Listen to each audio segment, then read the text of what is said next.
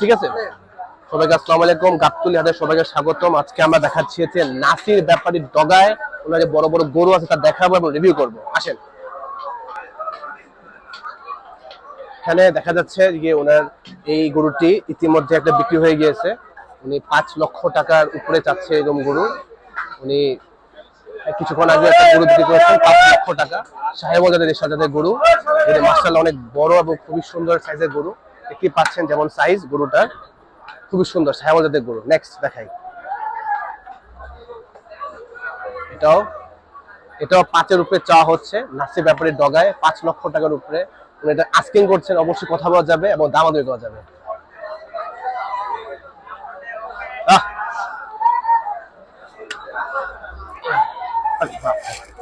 Chain খুলে গেছে।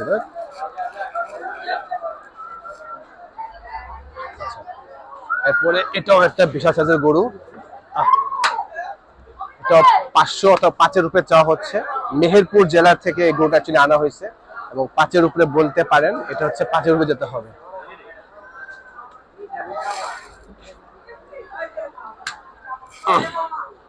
এরপর আমরা দেখাবো, এটাও নাসির ব্যাপারী গরু। সবই প্রায় একই সাইজের মাঝারি লাইনের গরু, দেখতেও সুন্দর। হাইটও দেখেন কিরকম হাইট, আমি 6 ফুট লম্বা, গরু প্রায় 4.5 ফুটের মতো আছে।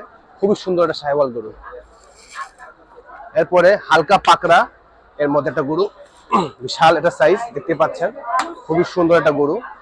এটাও 5-এর উপরে, এটা আস্কিং করা হচ্ছে। তো এখানে অবশ্যই কথা বলা যাবে। গরু দেখেন খুবই সুন্দর সাইজের পাকড়া টাইপ অর্ধেক গিয়া গরু দেখতেই পাচ্ছেন, খুবই সুন্দর একটা গরু। এরপর গরু শুয়ে আছে চাকসুক।